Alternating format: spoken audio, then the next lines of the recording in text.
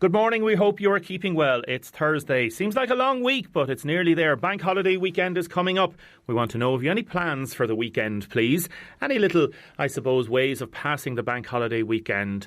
Want to say a special hello to everybody over 70 this morning listening to the programme. Stay safe. Hope you're keeping well. And text us in, please. 083 333 975. I got a lovely postcard from a listener on one of the postcards. I'll read that out later. Our phone number 051 846 123. Just to remind people, our SE2 promo, it's not a competition as we said. You want to text in the word HERO, HERO, with the person that you believe should be getting the community, I suppose, Hero Presentation Award. €250 vouchers. Thanks every week. Thanks very much to SE2, an excellent company, for working with us on this great initiative always. So if you don't have a text system, you can call to Audrey, phone her in, or if you want, go on our website and check it out on WLRFM.com. In a minute, I'm going to be talking to Deise Ring about students. Junior Cert has just officially been abandoned, and then we have the Leaving Cert. What's going to happen there? What about the well-being of students? Please let us know your thoughts as a parent, as a student, or as a teacher. How are you getting on? We're going to be talking about the GAA, John Fogarty from the Irish Examiner, and the idea of the GAA and the tickets. Big turnaround last night by the GAA, and we're going to be talking to hopefully Mary from the Stradbally Club as well. Paul Flynn is going to talk to us from the Tannery on adapting business for these times. We're going to be talking about well-being in schools, and videos are being done by different schools to, I suppose, promote well-being for teachers and for pupils. We're going to be talking to Bernadette Ryan, our relationship counsellor. This week's topic is silver separation. Those that are over 70, possibly. Separation. A woman spoke to me last week about it. Have we ever discussed this on the programme? Do men get over a separation quicker than women? What do you think? If you're over 70 in particular, for elderly, not so elderly people, what do you think? Do men get over it quicker than women? And we're going to be talking about homeschooling. And Lindsay Power from In the Doghouse is going to talk to us about separation, complexity and anxiety regarding dogs. Another type of separation. One of the campaigns that we've been continuing to run this week and last week is to highlight the, I suppose, plight of our soldiers in the United Nations UNIFIL forces serving in the Lebanon and elsewhere. We've been highlighting different aspects of it, and relatives, I suppose, being stuck at home and minding children and things like that, and not knowing when their loved ones are going to come back. Due to come back in May. My understanding is behind the scenes there's discussions going on at high levels with the possibility of bringing them back sometime in June. The first week, second week in June, we're not sure. So if we have any more information about that later on this morning, we will let you know about that. A texter in already to 083 333 975. Can you please don't forget those that are doing degrees in college? I'm doing a fourth year honours degree. That's very important too. You are 100% right there. Now, Deise Ring is principal of Blackwater Community School in Lismore. Deise, good morning. Good morning, Damien. How are you? How's everybody in Lismore? They're all good. I think a little bit more relieved now on the basis that there's clarification regarding the junior cycle, and you know that's taken a bit of stress out of the equation for people. What's your thoughts on regarding the junior cycle being abandoned effectively? I think in the present circumstances, Damien, I don't think they had any choice really. I think initially the plan to move it to September was well intentioned, but it was fraught with difficulties. More so, the most important one really being messing around with mental health of students, really, in terms of letting them hang over the summer, in terms of dwelling about these exams and so on. And, you know, we all know students who are extremely committed and so on, who, you know, it's easy to tell them to drop it and take a month off or take 6 weeks off or whatever it is, but in real terms, they're playing on their minds the whole time. So from that perspective, I don't think September was ever a runner. From a practical perspective, school principals, management bodies and teachers would have had several discussions as to how to work it with a new group of third years in place, with fifth years who were going to be catching up a little bit in real terms as the new Leaving Certs. It was going to start off the new year in a crazy fashion, really, because you were going to be catching up before you started at all with the new incoming third years and the new incoming sixth years, not to mention creating exam circumstances for junior certs who, for all intents and purposes, would have been left to their own devices for large chunks of that summer. And what's going to happen regarding going into fifth year for a lot of those students? I know some of them, or a lot of them, may have been going into transition year. Will there be very few of them going into fifth year effectively? Well, in our experience, virtually all our students do transition year, and I think in this day and age, you would find that as a general pattern.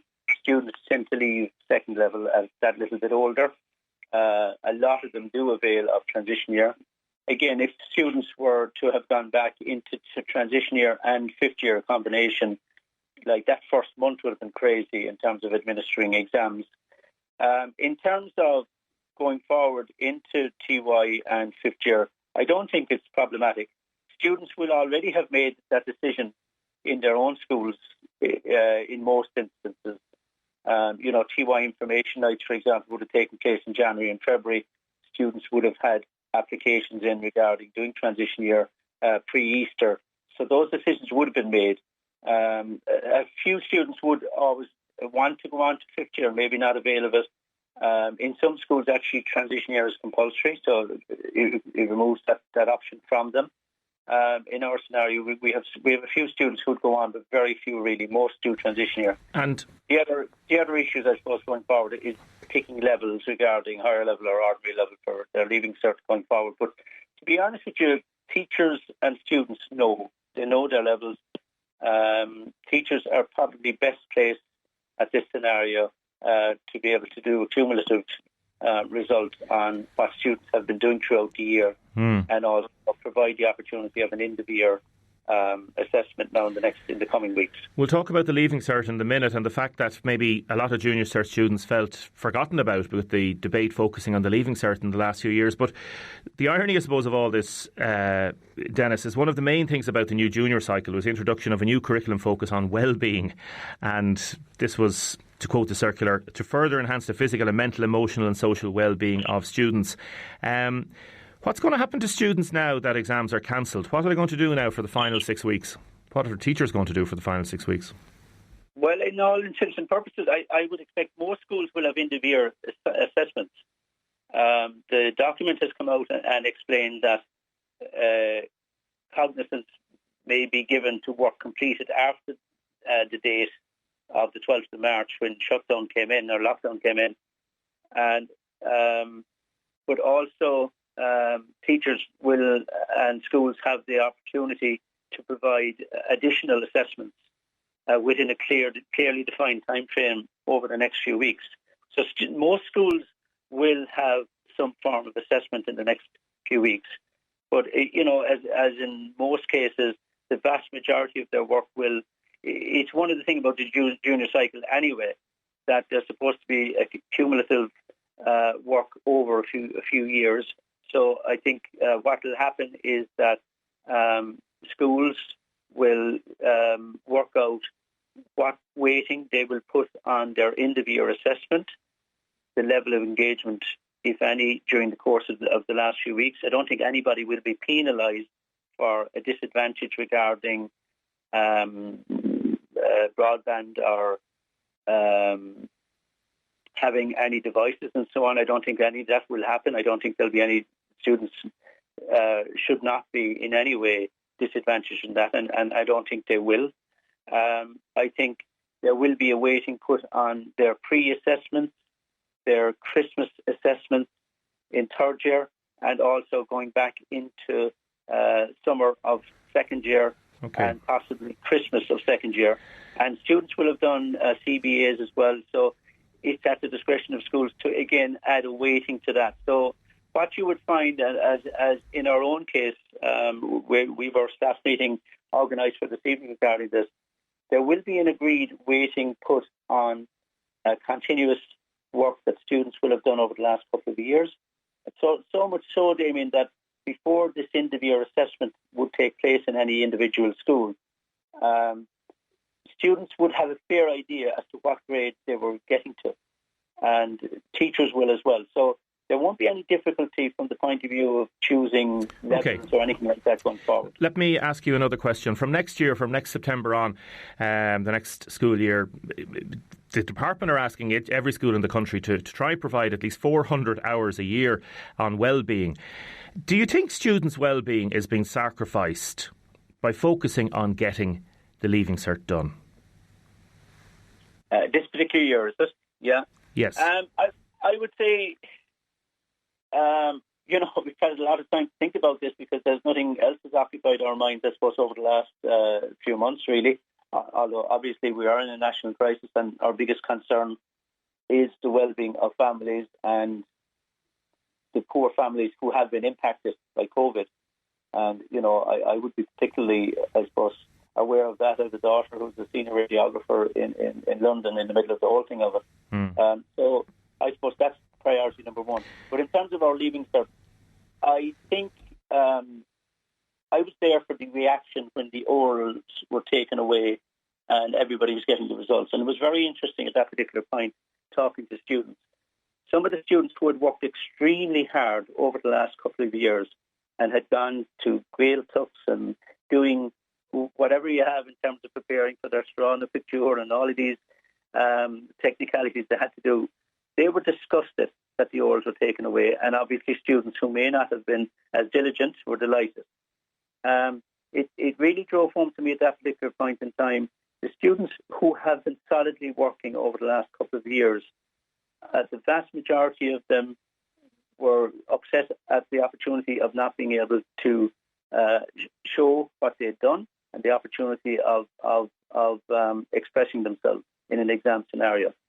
So from that perspective, I would say most students, to be fair, would have been very disappointed if they didn't have an opportunity. The fact that it's going out to July is nobody's fault because... No, we're in the middle of a pandemic. We understand that, yeah. And I know the difficulties Minister McHugh is in there. But again, just focusing on well-being just for a second, Dennis, because I know you're very strong on this. Like last year... there's a new bill out, the Student and Parent Charter Bill 2019. It's not law yet. There's a new responsibility on schools to allow students' and parents' views to be heard so that they're involved in the process. And that's been happening, I understand, through Zoom meetings and through conference calls this week and in different schools around the country. Again, focusing on well-being. We all know the point system. We all know how well it's worked in so many respects, but we all know how difficult it is in other respects for so many people. Do you think students... their well-being is being sacrificed just solely to get the Leaving Cert done? I suppose it is. It is very difficult. It is, but I think if you look at all the stakeholders involved, I know some students have been involved as spokespeople and as stakeholders in this process. And in actual fact, I know that the student participation from the Junior Cert perspective has actually led to the change in the last week or so from the department. From the point of view of the Leaving Cert itself, there's no doubt about it. I have three kids here myself who've gone through the Leaving Cert process. I know two of them in a third level instance where their assessments were always in January as opposed to before Christmas, and they found that as torture. So I can only begin to imagine what it must be like for students to have essentially a 2-month delay put on their examinations. It's extremely stressful. It is very difficult on their well-being. You can imagine the whole ripple effect in a household in terms of the stress and tensions and levels that are there. Not to mind the possibility of unemployment in that house in the current scenario. Not to mind the fact that they have had students competing for devices in terms of getting work done and so on over the last while. So tensions would be very high in houses. I know I check in a lot with my Leaving Certs, and I know our teachers do as well, and our mentors do. And it is a very, very stressful time. From a point of view of well-being, Damien, for the Leaving Certs, nobody can say that it is good for them. Nobody can say it's good for their mental health. We're ensuring we try to do as much as we can at Blackwater in terms of mentoring and support and help of our students. That has been very much on the increase in the last month, particularly with the change in date, and that's understandable. It's not an ideal situation.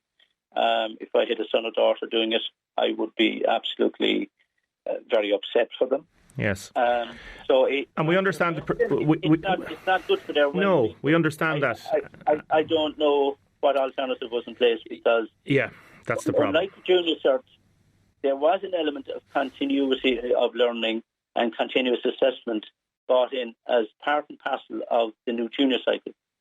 Now, there is a plan to try and have some equivalent in place for Leaving Cert, but that is not there. And the problem is that otherwise, if you were to come up with any predictive grade or whatever for a Leaving Cert scenario going forward, it would have been very, very unfair on students. And unfortunately, our education system wasn't ready for that. If you notice in England and America, they were very quickly able to eliminate exams and work on continuous assessment and grades that were within the school to go forward. We're not at that stage yet.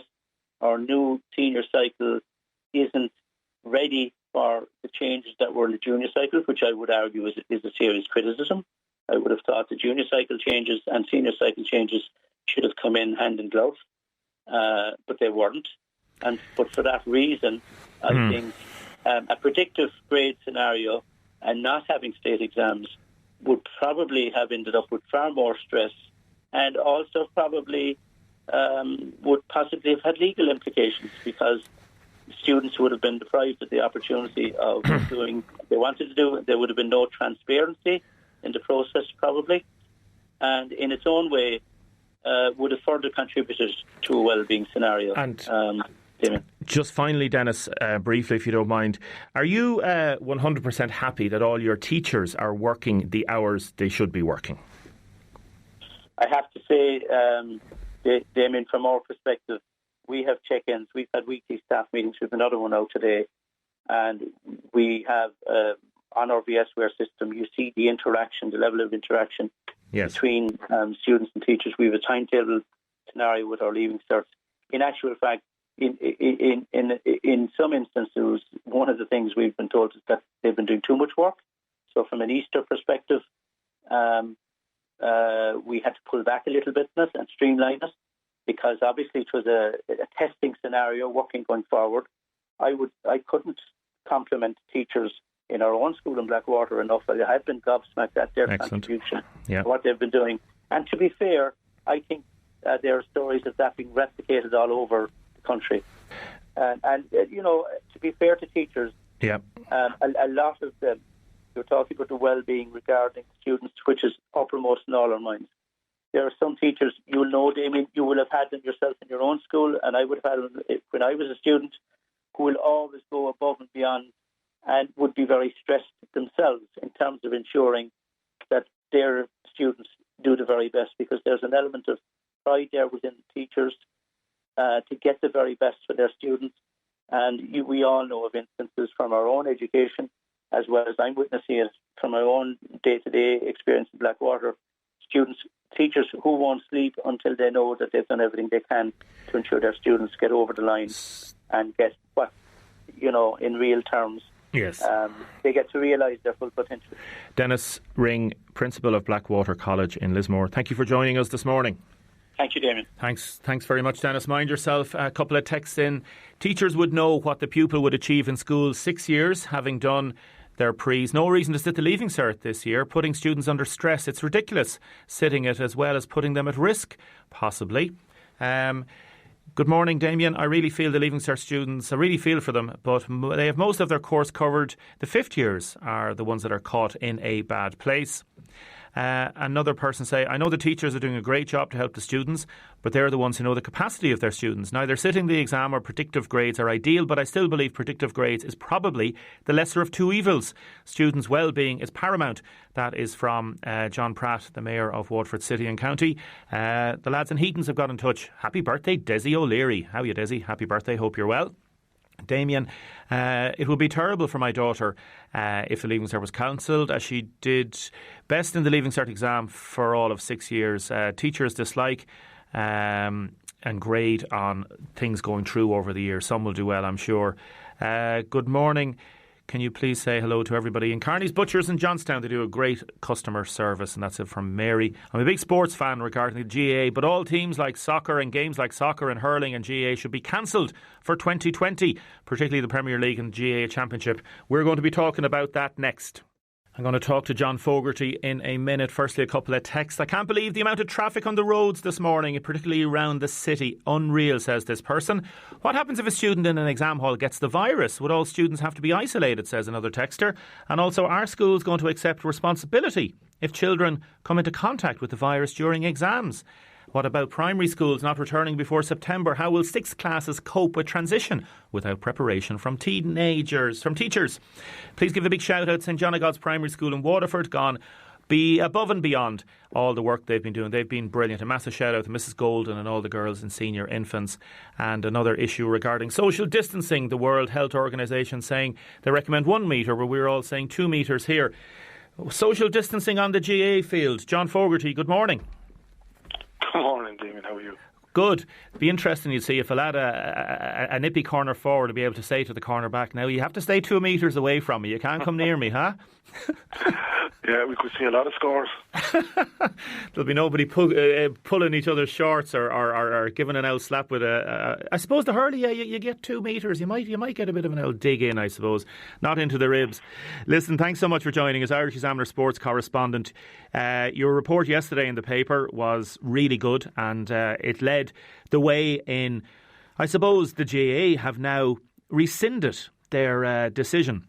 Just remind people, please, John, what this is and was all about. No problem, Damien. Last month we reported a couple of season ticket holders got onto ourselves in the newspaper and made the point we can't get any refunds here because we've looked at the terms and conditions, and pandemic is actually mentioned in terms of the conditions, and we wrote it accordingly. There was no word back from the GA as regards, there was no contradiction of it in any terms.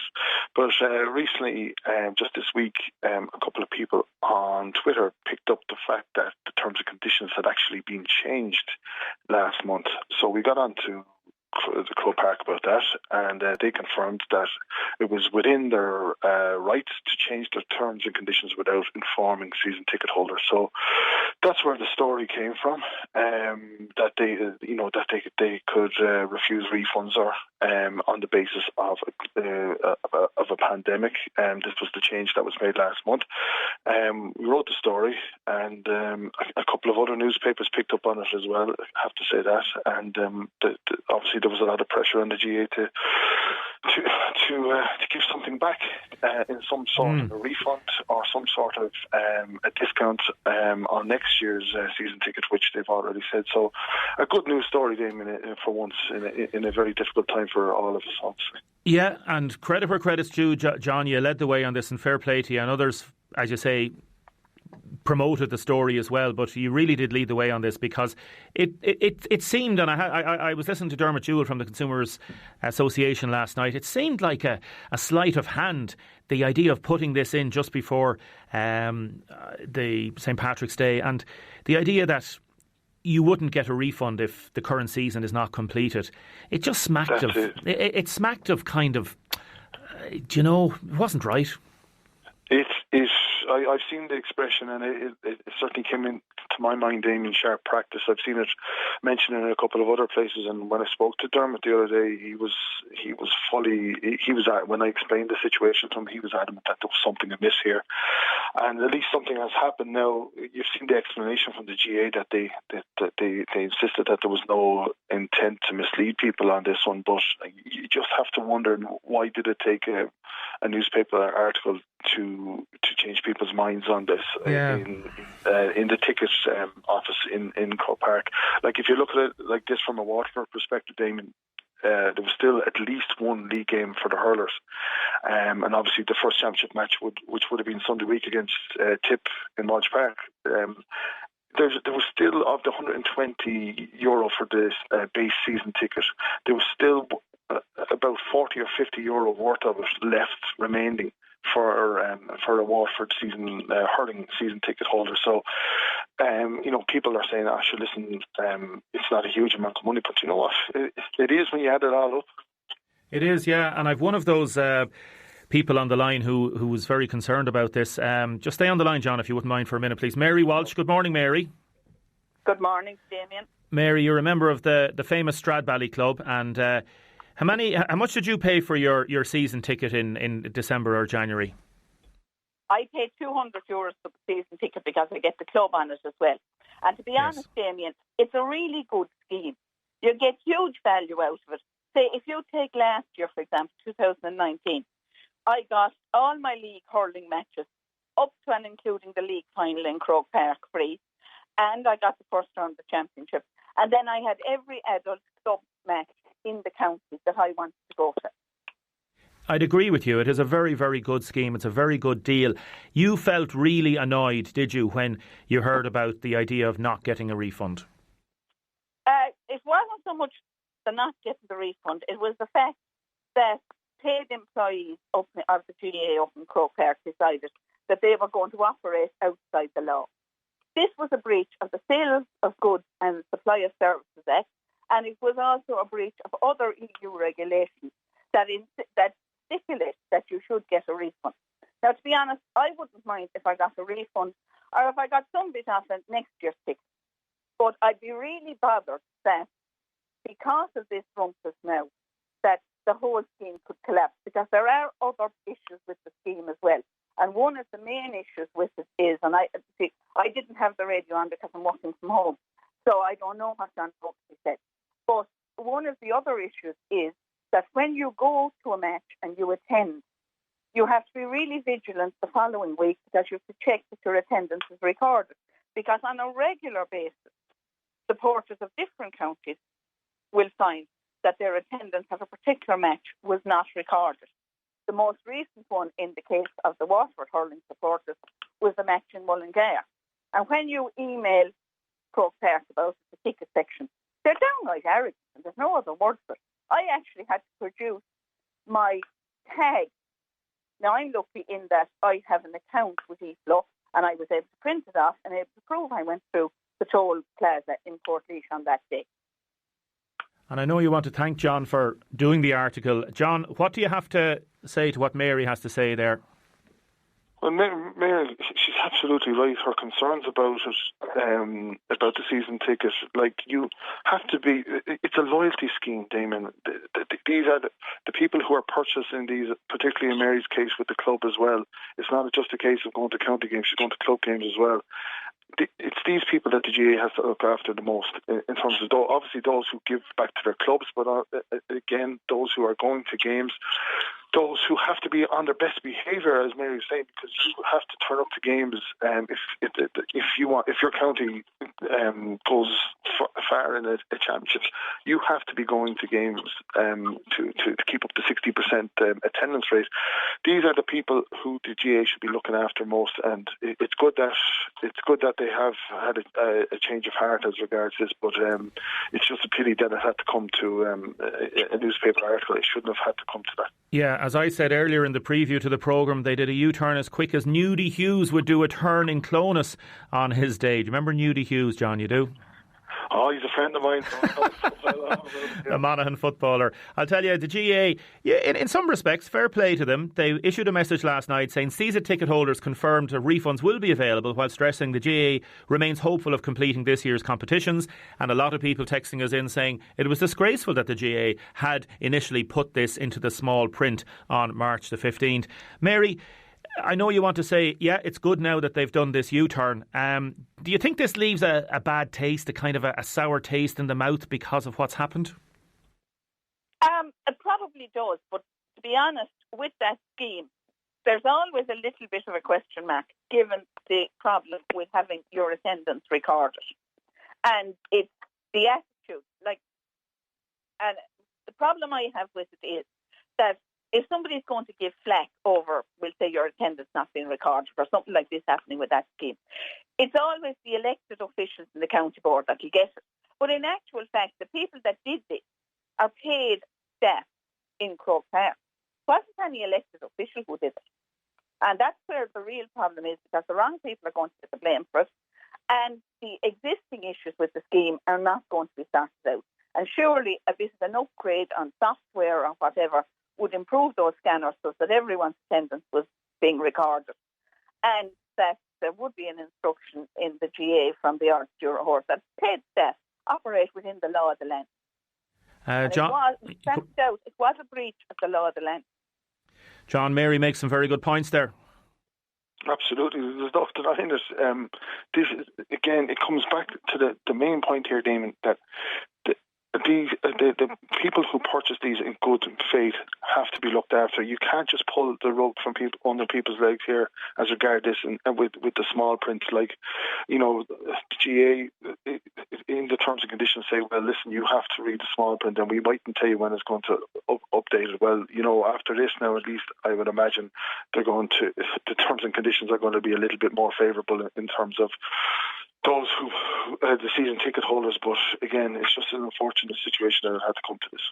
And Mary, what's your final thoughts on the matter? I feel that the scheme is a really good scheme for your average GA supporter who goes to club matches and who goes to a good few of the inter-county matches. That it's very economical. You're not queuing up for a ticket. You're not looking from out the supermarket. You can be working away in another county, as I can be from time to time, and you've no bother getting your ticket because you have the season ticket in your hand. And that, for me, is a huge advantage. Yes. Mary, listen, you make some really, really valid points and very cogently argued. Thank you so much for joining us this morning, and hope you're keeping well, okay? Thank you. Thanks very much, Mary. John, I just want to say thanks for all the work you've been doing on it, and it really is very positive, and it shows again the importance of journalism and how it can make a difference. Just want to give a mention as well. Your colleague Larry Ryan has a nice article on page 15 of the Examiner today, and it's the full list of players, 32 GA players who are going to represent their counties in the All-Ireland FIFA 20 charity online tournament this weekend. Do you play FIFA? You do? I don't. It's very. It's a full list of players. It's really good if anybody wants to have a look at it. I want to give a special mention to Aaron Jones, our Waterford representative. He's going to be playing for Porto on that team, so it's a good thing. John, take care and keep up the great work. Thanks very much. Thank you, Damien. All the best to you. Thanks very much. John Fogarty there, who is the Irish Examiner sports correspondent on the GAA and the tickets. Another John has texted in, it's a pity that Ryanair would not do the same. Another person, the GAA should be ashamed of itself. It was disgraceful, carry on. It's good that they have changed their mind. Everyone has issued refunds or carry them into next year. The GAA don't pay any players, and the clubs have to fundraise for their clubs. It can be a very rich organisation, and this person is very annoyed at what the GAA did first, and other people are saying fair play to them that they have changed their decision. Eileen has said, what about people that are deciding to renew their season tickets next year? We don't know, Eileen, about that. And other people saying basically the same things. Another person saying, hope to God the FAI don't jump on the gun and do something similar. Let us know. Keep in touch. 083 3333 975. Next, we were going to talk about turning the gas on at cookers in restaurants. Now, renowned chef Paul Flynn from the Tannery will be on in a minute. Can you please wish my brother Bobby Sheridan and his wife Mary very happy birthday. Best wishes from Marion and family. Regarding the Leaving Cert, text in, I for one would worry about predictive grades. My son is a slow burner. Didn't do great in exams all year or the pre's for the Junior Cert, but put his head down after that, got a great Junior Cert. The same thing was happening for him with the Leaving Cert. Didn't have great results in the pre's and other exams in 6th year, but has had his head down for the real thing. He's expecting to do well in the exams. Predictive grades will not benefit all students, says this texter. I had to abandon shopping this morning because of the amount of cars and the amount of people that are out shopping. There seems to be a big number coming out, says Mary. Good morning, says Maggie. I feel instead of all of us constantly reminding students how the present situation is stressing, in inverted commas, them out, which increases anxiety, we should encourage them to see this as a challenge and even character building. I live in a country that went through 2 world wars and millions of unfortunate people spent years in concentration camps. I know we can't always compare situations, but I feel we should also reflect and be grateful for the things that we have. A modern health service, even with shortcomings, and modern technology helps people to keep in contact with their loved ones. Best regards from Maggie. Paul Flynn, good morning.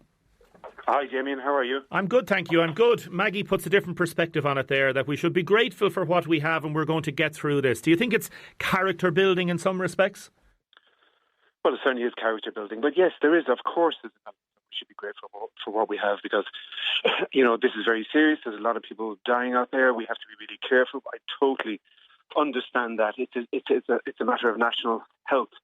So, I don't need to tell anybody it's a crisis like we've never seen before. Yes. As people know, you are involved in a number of different businesses, one of the main ones being the Tannery, beautiful, fabulous restaurant in Dungarvan for many years. You're now going to start offering a home takeaway service starting this Friday. Tell us about it, please. Well, I suppose I thought about doing something way before this. And you look at people doing various things and opening up and shutting down, opening up and shutting down. And I think that the whole thing for me is that, safely, I just want to get back into the kitchen. Safe for me, safe for my staff, safe for everybody. And to have a business that's just empty and cold, that's particularly relevant when it comes to a kitchen. You want action, you want fire, I just want to go back to work. And also, I think that we have to survive, because this is very, very serious, on a professional and business level. To survive, we have to reinvent ourselves a little bit. And so this is the start of it. And so we're opening for takeaway 2 nights, Friday and Saturday night and Sunday lunch this weekend. Fingers crossed. I'm in the kitchen, beavering away, just like the old days, and it feels good. OK, let's talk the practicalities of this. A 3-course meal for €25. What sort of a menu are you talking about? You can get our listeners' lips wetting now at the minute, but how are you going to do this? It's going to be in a cardboard box. Tell me about the practicalities, please. Well, I've been sort of shopping for the right, I suppose, utensils. The right packaging is the right word, for quite a long time now. So, look, we want to make it look good. If we're giving something from the Tannery, there are expectations, so that's really important that we deliver on that.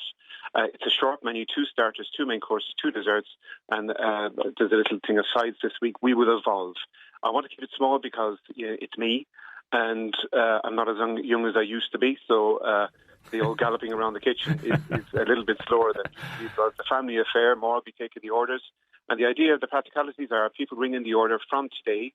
I think it's 1 o'clock today, from just to book it for the weekend, and then we will allocate you a pickup time and we will drop it out to the car for you. So it won't be a case of people turning up on the door on the evening and saying and shouting in the window, "Hey, Paul, will you throw us out something there, please?" No? No, they could shout all right, but I won't be listening because we're sort of, it'll be busy and the kitchen's far away. And no, it's hopefully very well organised and look, we're going to feel our way, but we've organised it as best we can, and we hope just that I'm sure people are sick of cooking. Absolutely, I'm sure of that. But there are a lot of takeaways open now. Even there's a couple more in Dungarvan opening up this weekend, I believe. So I think there's a semblance of trying to feel our way through this. I'm talking about restaurateurs and people in business, and we're lucky we can open up in terms of a careful takeaway. There are other people who are suffering, hairdressers, dentists, lots of people. It's not all about us at all. So although we're closed, there's a strong urge to just get back to work in a safe way, and this is our attempt at it, and we hope people are happy with us. I've been reading a lot about restaurants this week and the restaurant industry calling for certain ways when the lockdown restrictions are eased in whatever form that's going to take. And the idea that if you only have 30%, for example, of your seating area within a restaurant available afterwards because of restrictions, 2-metre restrictions, it may not be viable to have people sitting in. What's your thoughts at this stage regarding where you'd like to go from here on this? Well, where I'd like to, first of all, for the government, we need some things. We need some help from the government. We need zero VAT for a start. We need a suspension of rates. People have fixed overheads. Some of us are still paying rent, and this is a fact. And the fact that we're at least dropping by 50% in terms of our capacity, we need to. It's going to be very, very difficult because the margins weren't exactly brilliant in the first place. But having said that, getting the doors open is the first priority, and we all understand that it's got to be done in a way that's choreographed and done safely. So in a way, we're waiting for instructions to find out how and when. It obviously won't be in the next month. If it was, we just have to wait and see. But in the meantime, we'll adhere to whatever we're told to do. And when we get back open, we'll do it in the safest way possible and try and just keep our business going, because there's a lot of people like me out there. Can I ask you, what are your 2 starters and main courses, please, on the menu for the weekend? Well, I suppose the one thing that we can't have not on is the crab brulee. It'll be on my headstone, I'd say. So that's been, I suppose, something I've been cooking for nearly 30 years now. So that's always on the menu. So that's going to be on the menu. So people who crave that, we will have it on always. And this weekend we also have a rillette little pork pate. And we have slow-cooked rib beef, and we have a luxurious fish pie, and then we have rhubarb posset, and we have a chocolate mousse with honeycomb and a few little extra bits and pieces. But, every week is going to be different. I'll keep the crab on. And the whole idea is that, I love cooking. Cooking still, after all these years, excites me. So, I will do my best to bring something new every single weekend. And I want to, I suppose, bring back the customer base and let them feel that they have a little bit of us in their home. Lovely. Very well said. Paul, to you and everybody involved, family and staff, take care and mind yourself. Damien, thank you so much. I really appreciate it. Thank you. Bye. Thanks very much, Paul. Paul Flynn there from the Tannery. Ooh, when you hear that little bit of a sample menu, nice, isn't it? A lot of texts coming in about the matters of food and also travel. Good morning. I wonder what would the reaction be at a Garda checkpoint, if we said we were going from Lismore to collect a takeaway at the Tannery. That's a good one. Commissioner Drew Harris said yesterday that Gardaí cannot check the shopping bags. They can obviously insist and talk to the person about where they're coming from and where they're going. And there have been, as we know, dozens of arrests regarding breaching of the rules so far, but they can't actually check what's in the bags. Richard has texted to say, what about barbers and hairdressers? These are men. There are men and ladies crying out to get their hair cut and their hair done. When are they going to be allowed to reopen? Good morning. Can we please say a massive hello to Miss Power of Glornamara in Tramore? This is a lovely story. She posted individual postcards to all in her class, their 7 and 8-year-old boys and girls, asking all about how they were getting on and how they were doing. My little boy was over the moon when he read it. So massive. Thanks to all the teachers everywhere still putting up work and caring about the pupils. That's a lovely little touch. Well done, Miss Power. Here's an interesting one. We might have somebody out there in the Dungarvan area who might be able to help this lady. Good morning, Damien. I called 5 hardware stores between Youghal and Dungarvan. None of them would deliver because I have to pay by card. I don't have a bank card. I offered to pay on delivery, but none of them was willing to do it. What happened to helping people in need? I'm a 63-year-old woman. Thank you, Damien. You're doing great work. Well, what we'll do is, if there's anybody out there that can possibly help out, if any of the hardware stores are there that might make an exception in this particular case for a 63-year-old woman who is obviously in need of some hardware supplies. She's called 5 hardware stores. Get in touch with us. 083 333 975, or you can call Audrey on 051 846 123, any of the stores between Dungarvan and Youghal, and see if we can help out this woman in her time of need. Now, Catherine had a bad fall in Pine Court. Catherine is a resident of Pine Court. She phoned in to say she had a bad fall in the garden and couldn't get up to get her panic alarm. She'd like to thank the 2 men from Pine Court, Craig and Stephen, who heard her screaming. They scaled the wall and the trees to get to her, to bring her inside and call for help. Catherine and her family are very, very grateful. First on that, Catherine, we hope you're getting better, we hope you're recovering, and we hope you're in good health. And secondly, to Craig and Stephen, well done, lads. Fair play to you. That is superb. Really, really good. That's what neighbourliness is all about in these really difficult times. Tony rang about Ryanair and says it's disgraceful that people still aren't getting their money back. This is about getting refunds from tickets and things like that. Congrats to Alex Bryan in Cherrymount, who just passed his medicine exams and is now qualified to be a doctor after 8 hard years. Well done, Alex. From Margaret and Carl in Germany and Chrissy in Scotland, and from everybody here in WR, well done, Alex. That is superb. Caller rang to say about the amount of children playing in the Newtown Glen area in Tramore with no social distancing and some parents looking on, and other people talking about fly tipping around Avondale and around other parts of the city and the county. Keep your texts and your comments coming in. We had a texter who said he has a betting docket since the day before the bookies closed. There's a good few bob to be collected on it. He wants to know if the bookies will still honour the dockets when they reopen.